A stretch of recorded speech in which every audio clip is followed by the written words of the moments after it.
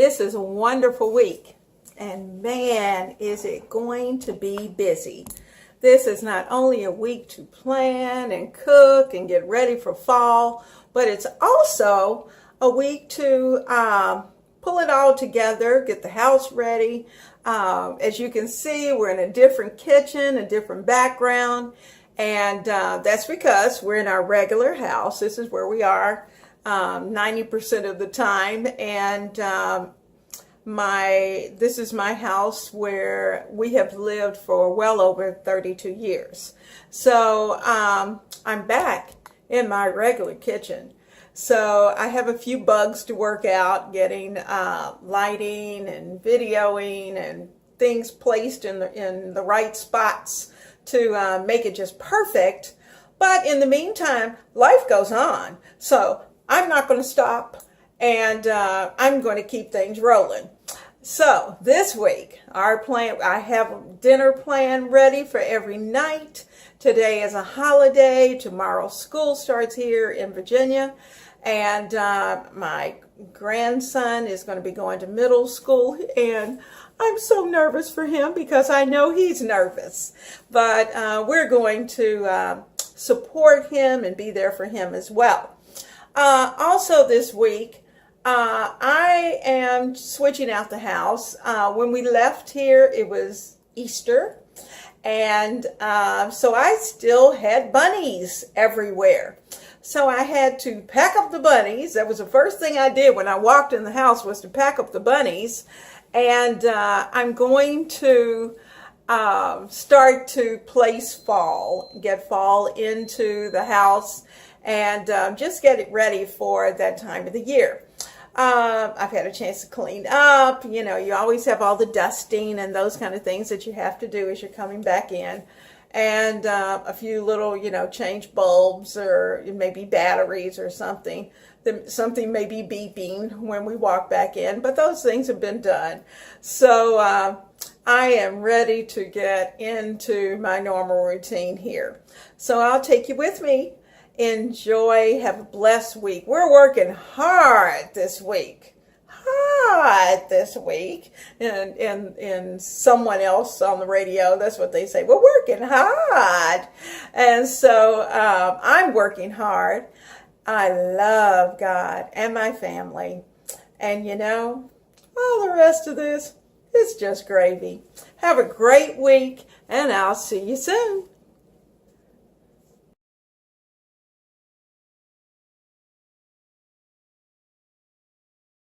Tonight, we're going to have pork chops, and it's going to be pork chops with apples, because after all, it is fall. Fall's coming, and this is apple season.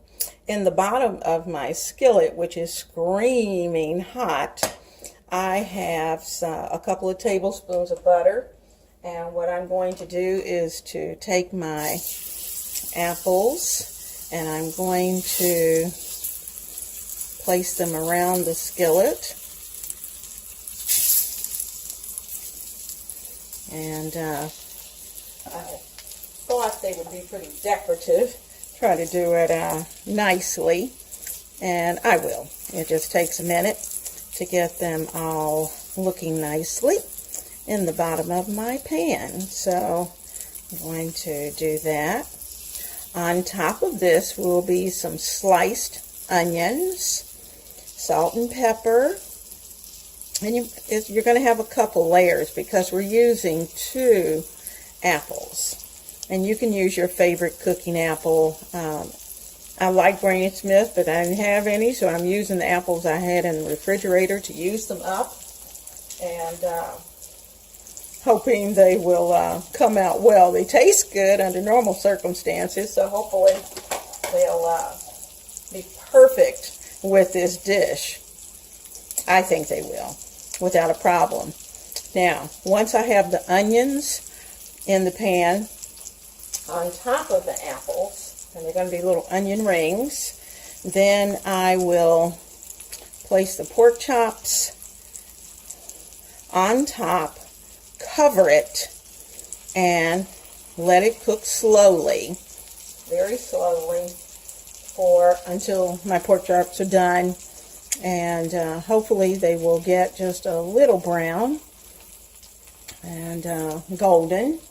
So I'm going to continue to do that, and then I'll bring you back. Okay, I'm adding the onions into the pan. Just put a layer in. This is one small onion because I'm really just fixing for two, remember? And of course you can increase the size of the pan. This pan is probably about a 9-inch. And not very big, just large enough for our 2 pork chops to go in.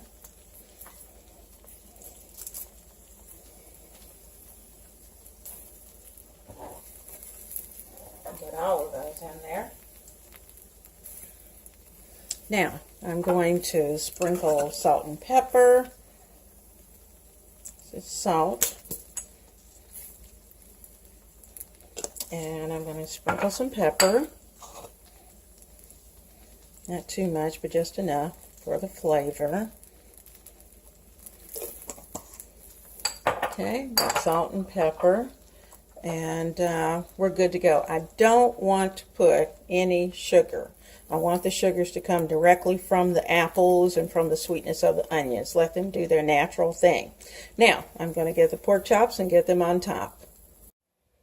Alrighty, the pork chops are in the pan, and as you can see, they were a little larger than I thought they would be. But I squeezed them in there, and as they cook, they'll shrink a little bit and just nestle right down in there. I put a tiny bit of olive oil on the pork chops with some salt, some pepper, a little bit of garlic powder, and I'm ready to put them in the oven. I'm going to cover them with the top, put them in the oven for about 30 minutes.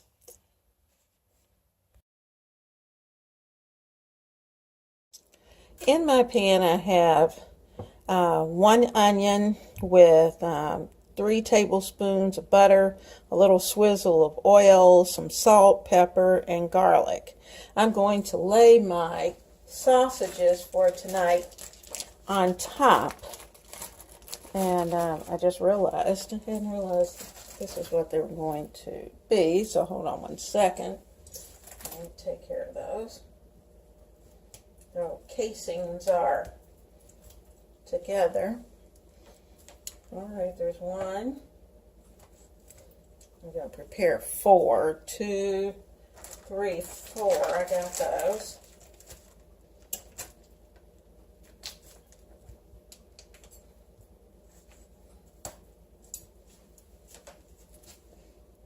I'm going to lay those on top and just kind of nestle them down. And as it cooks, I will I'm just going to punch a little hole in them.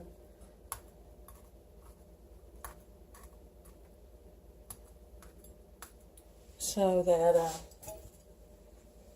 they'll throw a little juice down here with the onions and be ready to go. I'm going to place these under the broiler for, well, until they're ready. And I'll come back in just a moment. I also have corn on the cob that's going to be going into the regular oven. And it's going to take a good 30 minutes or so for it to be ready. So I'll come back to you. I'm going to place some salt and pepper on the corn. Just going to sprinkle it real good. And some pepper.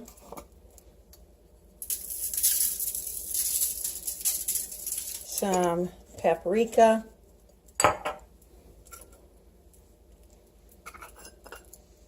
Oh, I don't have the right container, right top.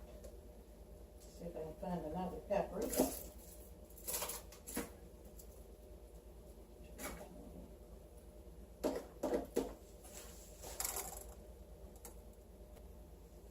And paprika.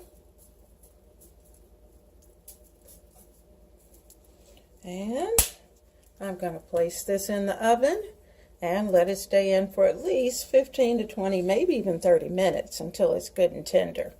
Come back. Well, the sausages are ready. They're nice and toasty. You'll see they've kind of popped open. I like when they're nice and juicy, and they've gotten the onions nice and soft and brown on the edges, and they're ready to go. I have some brioche rolls that I'm going to place them into. In just a few minutes, the corn will be coming out of the oven, and I'll plate it up and show you what's going to be for dinner tonight. Well, dinner is served. I've got our sausages. I've already laid down some mustard. I like ketchup, so I've got ketchup on mine. We've got our potato salad, a pickle, and some grilled corn, as well as hubby has his also. He'll probably add a little more of something on it, knowing him, probably hot sauce. But dinner's ready to go, and we're getting ready to eat. I'll see you tomorrow. Take care.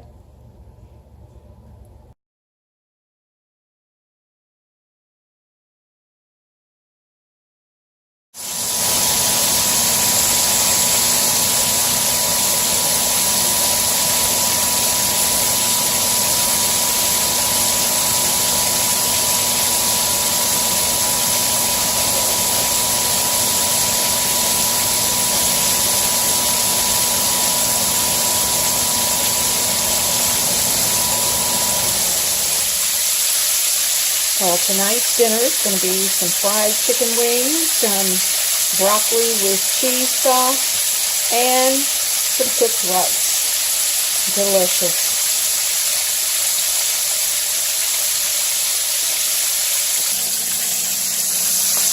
When you're frying chicken, particularly wings, I usually gauge about 12 minutes per wing. And if your pan's deep enough, they'll actually float. But you want a nice golden brown crust, and you do want to make sure that it's cooked on the inside. So sometimes, depending on the size of the piece of chicken, I'll give about 4 minutes on each side, 4 times. Keep flipping. 4 minutes, flip. 4 minutes, flip. Do that until you get 16 minutes. And unless that piece of chicken is awfully big, you may need an additional 4 minutes. But you can kind of gauge that sometimes if those breasts in particular or thighs are extremely big, then you may want to actually cut into it to make sure that it's not pink on the inside. But we're coming right along, and as you can see, I've taken a few out, added the other 2, and we'll be finished in about 15 minutes. Okay, here are the pieces that are already finished. They're nice and crunchy, a nice crunch. I have 2 more in the skillet finishing up. Dinner is just around the corner. Happy fall.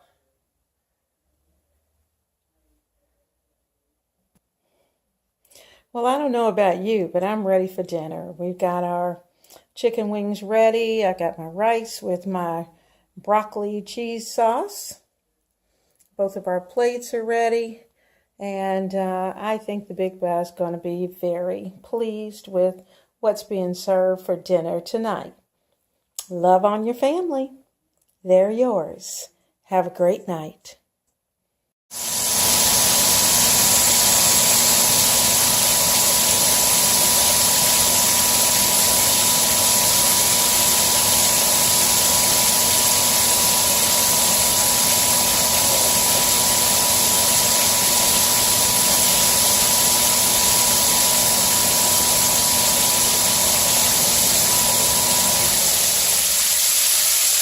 Well, tonight's dinner is going to be some fried chicken wings, some broccoli with cheese sauce, and some cooked rice. Delicious.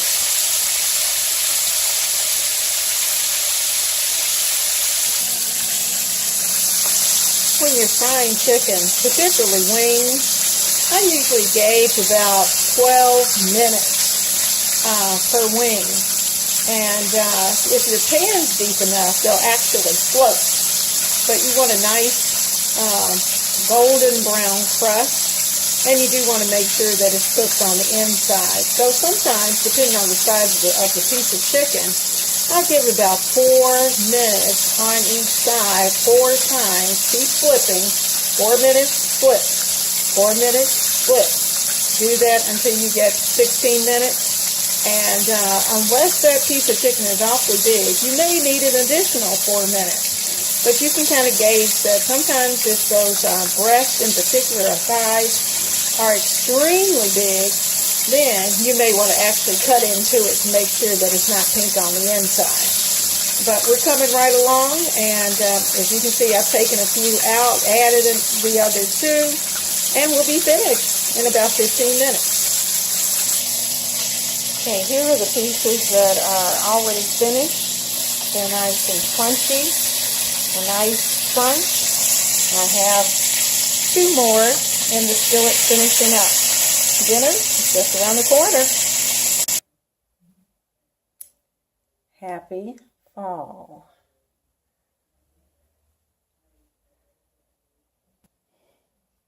Well, I don't know about you, but I'm ready for dinner. We've got our chicken wings ready. I got my rice with my broccoli cheese sauce. Both of our plates are ready. And I think the big guy is going to be very pleased with what's being served for dinner tonight. Love on your family. They're yours. Have a great night. Hello, tonight we are going to have some summer burgers. And this is my ground beef. Now, as I said, we're going to have summer burgers, and I have in this container, I have a little bit of chili powder, I have some garlic granules, I have some onion powder, I have some salt and pepper, and I'm going to mix it all together, and I'm going to add it, sprinkle it over the ground beef. I'm also going to add in, just because it's me, hold on one second, we're going to have a couple of dashes of hot sauce, 1, 2, 3, and that should be enough to add a little kick to it. I'm going to mix this up, and then I'm going to put them into little 4 balls, basically, for 4 patties. After I do that, I'm going to prepare some bacon, because we need bacon on these summer burgers. We need bacon, we need cheese, we need a combination of mayonnaise and mustard. We need some a little bit of pickle, and lots of onion, and the real topping to this burger, what makes it so special, are the barbecue chips. We have to have good barbecue chips. And my favorite are Lay's barbecue chips. As it turns out, Food Lion had the Lay's barbecue chips on sale, and I love Lay's. Here's our barbecue, and get our Lay's in there. There's our Lay's. So we're going to be adding these chips onto the burger. They're going to be a part of it, and that's going to be so delicious. You just will not believe how good this is going to be. So let's get cooking. I forgot one crucial ingredient. I'm sure you recognize it. Tomato ketchup. Gotta have a good dose of tomato ketchup. Okay, let's put this into 4. There's 2. And 2. And 2. There's my 4 patties ready. You have to be a little gentle with them. You don't want them too tight, but you want them well mixed. So, patty 1. All right, the 4 patties are ready.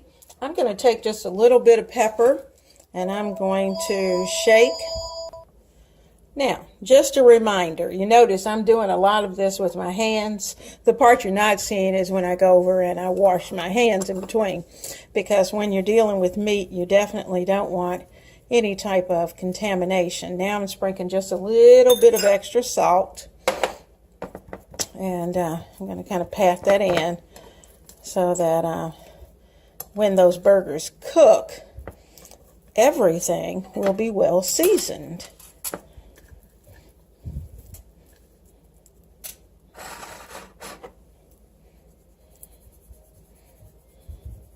Just a little light sprinkle. It kind of gives you a little extra something when you bite into that burger. Okay, those are ready. I'm going to wash my hands and we'll move on to bacon. Now on this plate, you'll see this is a microwave safe plate because I'm going to just prepare the bacon in the microwave tonight just for time savings. And I'm going to put it on for at least 3.5 minutes. And if that's crispy enough, then I won't have to add any more time, but I may have to. Some people like theirs very crispy, some not so much. So you can decide which is best for you. I purposely cut each of the slices in half. Number one, so that everybody will be able to join the party on the plate. Number two, I did that because once these cook, they'll be the perfect size for the burger. And so I'm going to go ahead and get the bacon in the microwave and get things set up to be able to cook the hamburgers. We're going to be eating dinner very soon.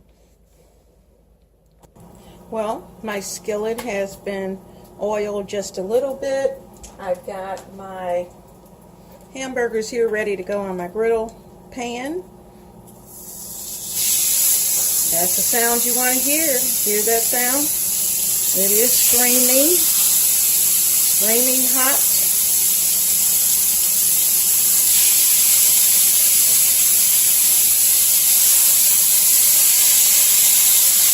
And number 4.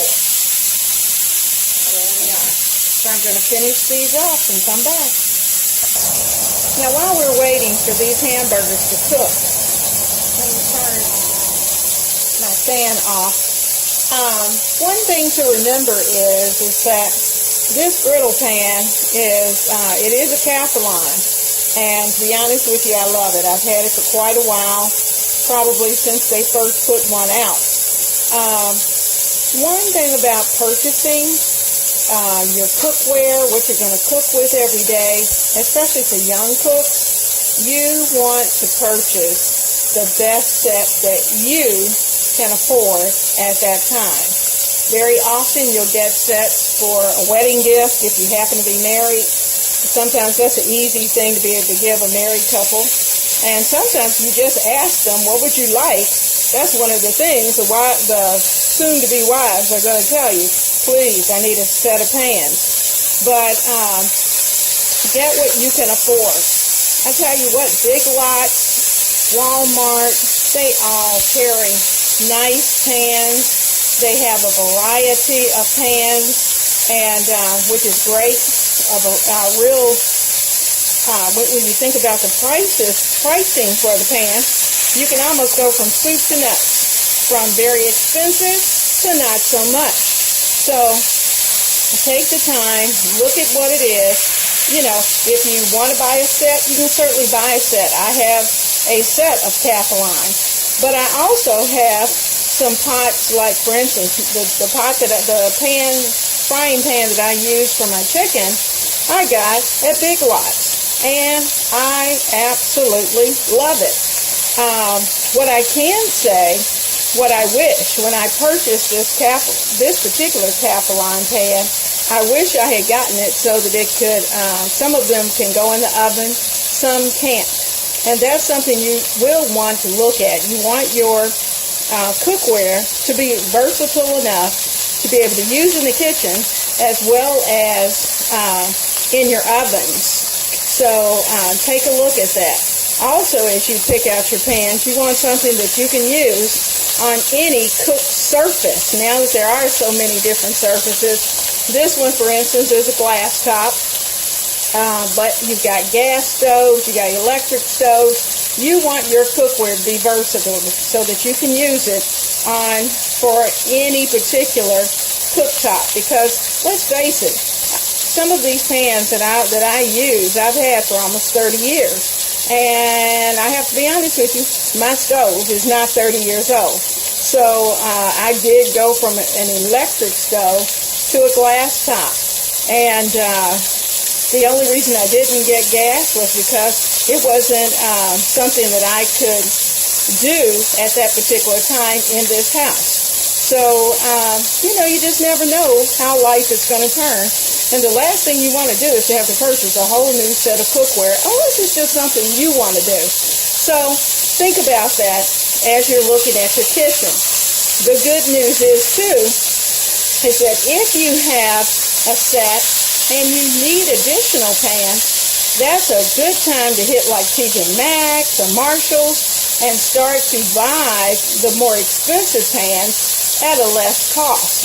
I go by there and I can pick up Teflon pans, for a real good price, to be honest with you. And so that's a good way to be able to add to your cooking pans and pots and pans and skillets. All right, let's put this hamburger together. I have salad dressing, well, actually mayonnaise mixed with some sweet pickle relish. I've got Dijon mustard on the upper half of the bread. I'm going to add some extra sharp cheddar cheese to the buns.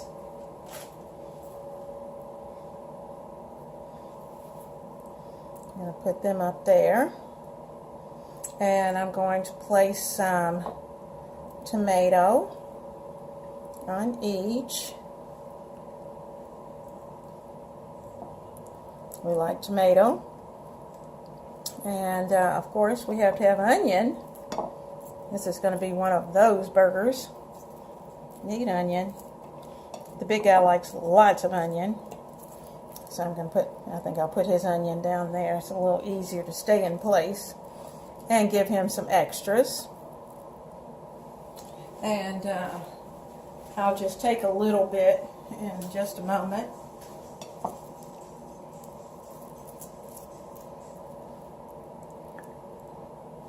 Not too much. Okay, I'm going to place the hamburger patty, which looks delicious, right there on our bun.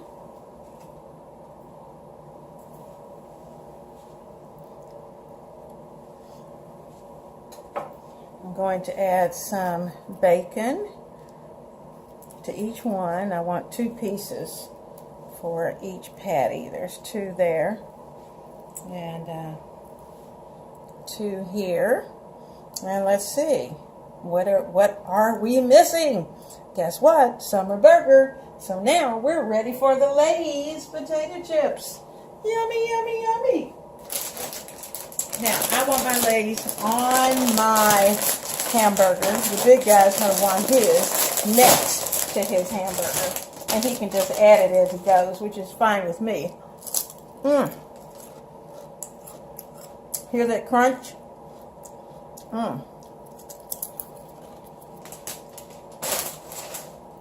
Delicious.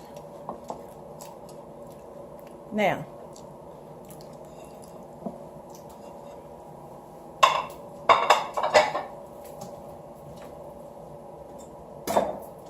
get a second plate.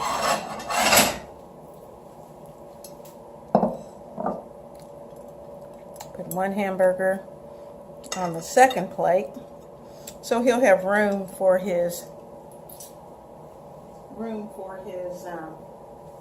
potato chips. And we had a little bit of potato salad, so I may even throw some potato salad on there. But I'm going to go ahead and place his hamburger, kind of give it a little mash so everything will stay in place. And for mine, for my burger, I'm going to move this over, move it here where you can see it.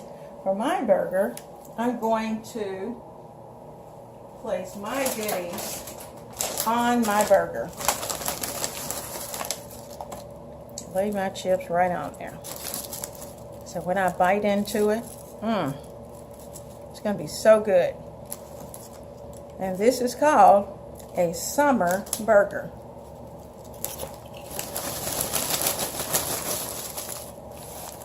And you know what? After all, who says I can't have some on the side? There's my summer burger. Hear that crunch. And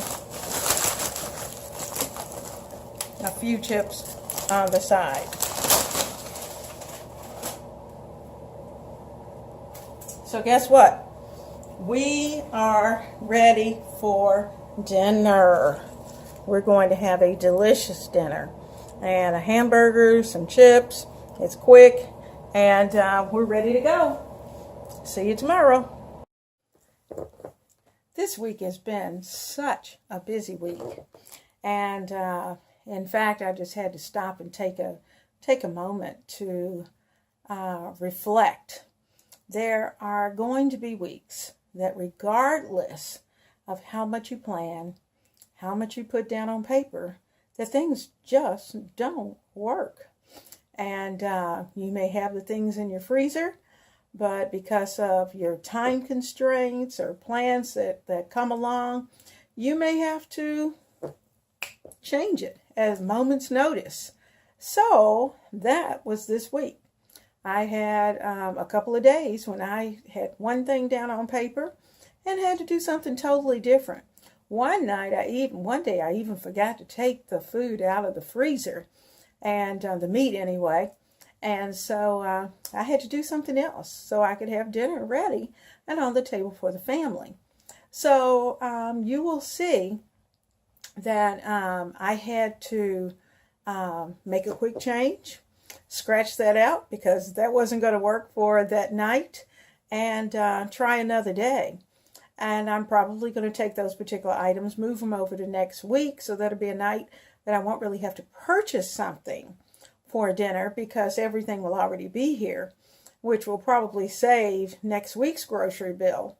But it happens. It happens. It's always good to have a backup plan, have that one extra meal that you can put together. And, it happens. Life happens. And this week has been the start of school. My grandkids had some transportation issues. And so because of that, Papa and I kind of stepped in and did what we needed to do in order to support their family. And so I got a little scattered and just some things didn't quite work. But we are blessed that everything at this point is calm and everybody's moving right along. So when you have those times, don't panic. Just have a backup plan. And that's the reason for having your list of possible meals. Things that you can make from canned goods, whether it's a tuna casserole, whether it's spaghetti, something like that, something quick, then those are the kind of dishes that you always want to have ready to go, so that just in case, because I promise you, there is almost always at least one night that is a just in case. So let's plan together and be ready for our families to do a great job and to feed them, nourish them, not only with food, but with your love. See you later.